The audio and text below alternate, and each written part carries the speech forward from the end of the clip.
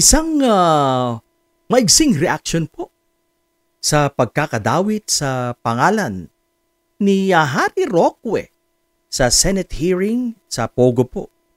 Yan po ang latest. At ang reynang si Harry Roquita ay todo deny po siya ngayon. Denial queen po ang mudra. Talagang, alam niyo po mga abogado, well, hindi naman sa lahat, pero abogado yan. At alam naman natin, magaling din yung magsinungaling. Pero anyway, yan po ay isang basic right niya na i-deny dahil siya nga po ay nababanggit ang kanyang pangalan. At mismo ang chairman, na si Chairman Tenko ng PAGCOR, ang bumanggit sa kanya na meron isang Harry Roque ang nakipagkita sa kanya. Tumatayo nga po na siya isang legal counsel ng isang illegal na pogo sa Pilipinas. Yan, kaya ngayon, since nababanggit ang kanyang pangalan or nadawit ang kanyang pangalan, of course, ang reaksyon ni Manay Roque ay ang mag-deny.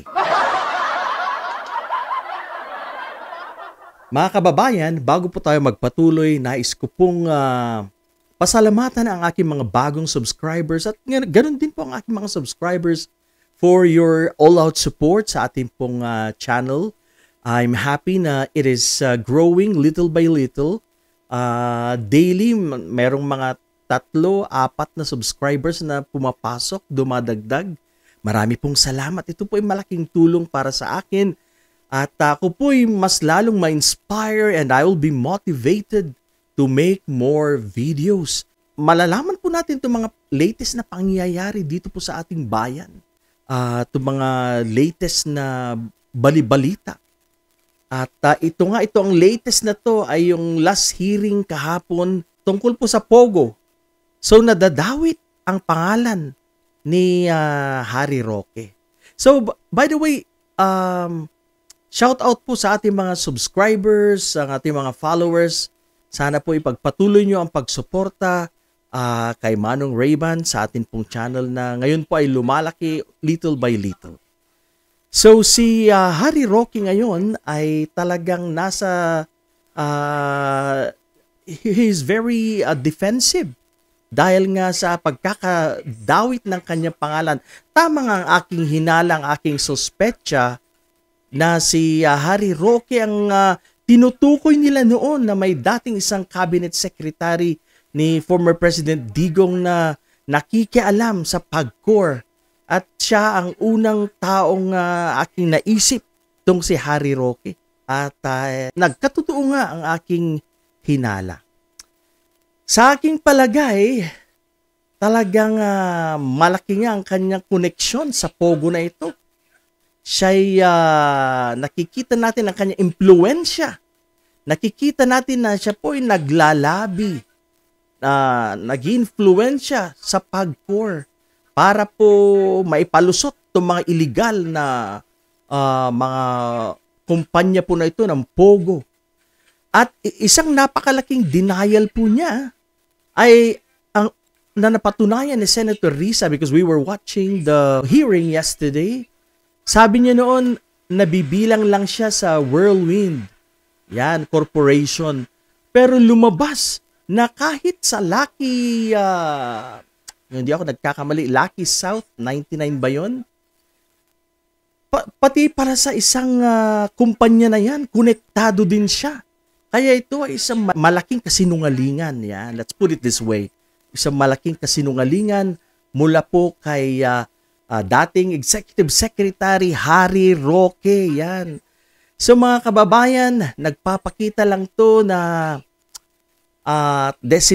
tao siya ni Duterte at mga Pogo sa Pampanga, Tarlac, Michael Yang. Pag pinagsama-sama po natin ang mga ito, talagang makikita na natin if we try to connect the dots na ang mga ito, ang mga elementong ito, mga taong ito ay talagang they are associated. Talagang bumabalik talaga.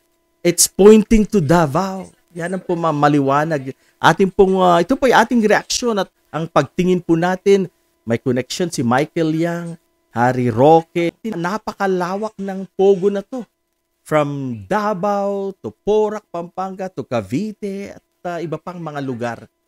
Kahit na mag-deny po dyan si Harry Roque, nasa taong bayan po, may kanya-kanya po tayong mga opinion at yan po ang ating nakikita tung na-find out nila na si Harry Roque ay konektado. Meron po siyang line of attachment sa mga illegal pugos na to. At yan po ay legit dahil mismong ang chairman na ng PAGCOR na si Tengko ang nagsabi. Sorry na lang, Manay Harry Roque, talagang nababanggit ang pangalan mo dito. So kailangan mo sumagot. Kailangan mong mag-attend sa hearing kung ikaw ay ipapatawag. Huwag nang mag-alibay, ate. So, yan lang po muna ngayon mga kababayan. Sana po ipatuloy po kayong sumubaybay sa ating mga reactions dahil marami po mga kaganapan ng nangyayari po ngayon sa ating bayan. At again, marami pong salamat sa pagtindig bilang isang mabuting mamamayan. Maraming salamat po sa pagsuporta sa aking YouTube channel. At sana'y nasa mabuti po tayong lahat, nasa mabuting kalagayan. Marami pong salamat. Paalam.